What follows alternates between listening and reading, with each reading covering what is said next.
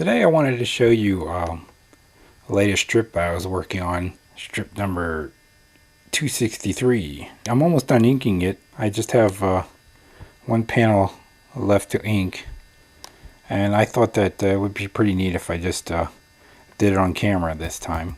Take my trusty Black Magic and my trusty quill. This is a Brause Co 511.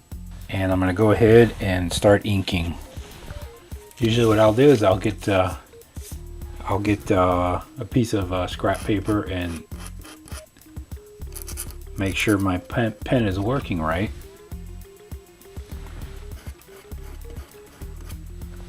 And get the ink flowing. And then I can go ahead and start working on the actual drawing. Alright, so I should be working left to right because I'm right-handed, and that would prevent me from smudging the drawing, but I'm going to go ahead and start here.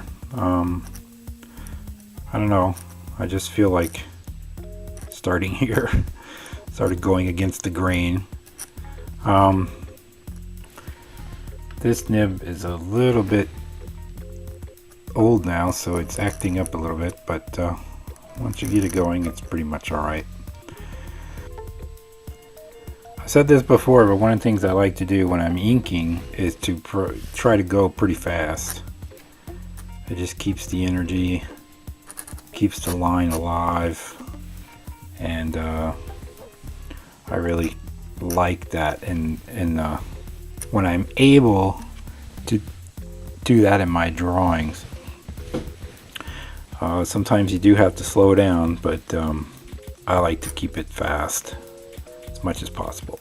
Here's a drawing of Nookie over here, who's fishing, of course. Freeze is hitching a ride on Nookie's fishing pole. No doubt waiting for a free lunch, as he tends to do. Now I try to go fast while I'm inking, but I don't want to make any real egregious mistakes, so I kind of have to be careful. It's kind of a compromise between going fast and keeping everything under control. Of course, practice helps. The more you practice, the better you get at it, and you kind of get to a point where certain things become second nature.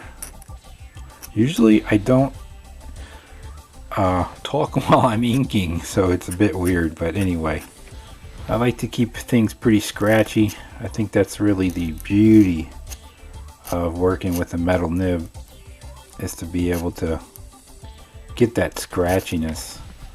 That's really what makes a metal nib so special. I know there are artists who like to work with a brush, and I work with a brush often. You'll see, actually, I'll pick up my brush in a second to fill in the blacks. But I do most of my lines with my metal pen nibs. Alright, so it looks like I'm kind of ready to fill in the blacks here. So for the blacks, and sometimes when I want to get bigger lines or more organic fluid lines, I'll use my trusty Windsor Newton number 0. It's a Series 7 sable brush. They're pretty fancy. They're very good for watercolors too. So illustrators working on paper and cartoonists would really enjoy these brushes. But I guess there's a lot of competition out there, and also a lot of people illustrate directly on computers now. So, but as you know, Leroy Brown here, faithfully inking with real ink on real paper. Sort of my favorite thing to do. I really enjoy the feel of the ink on the paper. except for when I mess it up. And I don't enjoy it so much. I'm just hitting some areas with the brush now. Areas that you would think are shaded areas. I'm not going for accuracy here. I'm just kind of letting my... This is where your eyeball kind of plays a role here. You kind of know where you need to put some black just to enhance the overall shape of your character. And here I'm just going to fill in the black of Nookie's mouth. I'll go to the rest of the drawing here, the strip, and I'll just fill in some areas that I think need some more black. I don't want to go crazy again, like I said, but there are some areas that could use black just to delineate a little shadow area. For example, under Peckinpah's arm here, behind his ear, and definitely under his foot. Alright, I think I'm pretty much done there. And that would be the end of the inking, except for, obviously, I'm missing the outlines around the squares. I'm going to go ahead and draw those now. But I use this unique tool. It's a tool that architects used to use and technical drawing engineers used to use to make straight lines with real liquid ink. Nowadays, of course, all that's done on a computer. So I'm going to go ahead and use this to draw my lines, which I always do. I dip it in the ink. The ink stays stuck between the two blades, and then you can pull your line, provided your metal edged ruler is placed correctly and also is not dirty on the edge. If it gets dirty, you can have bumps and little things that'll make your lines crooked.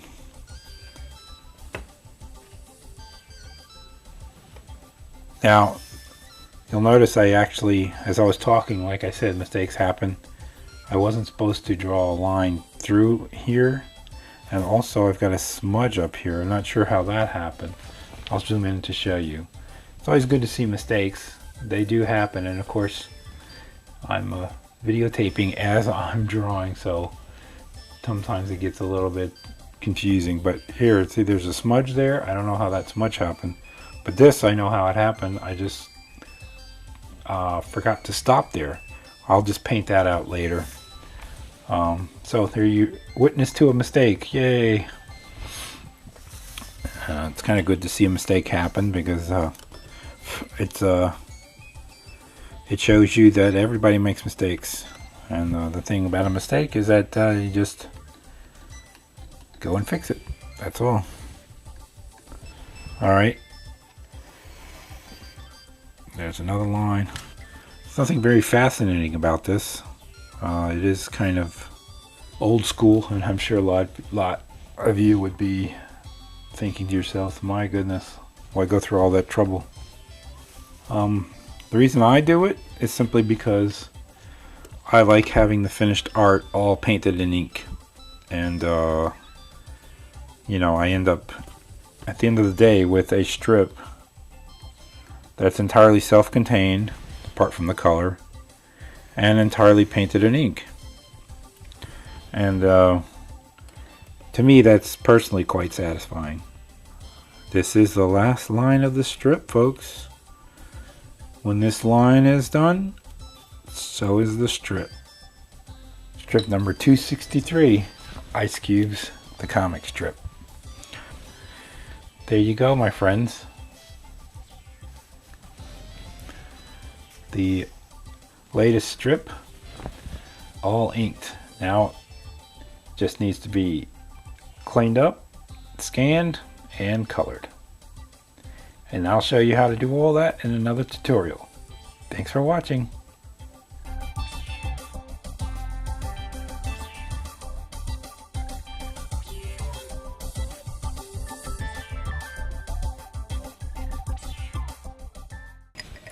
Here's a look at some of the tools that I use.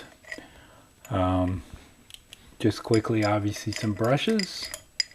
I have a few different types of, rather small brushes, and a few different types of nibs and nib holders. You can see I've got different types of nibs with different thicknesses for my lettering.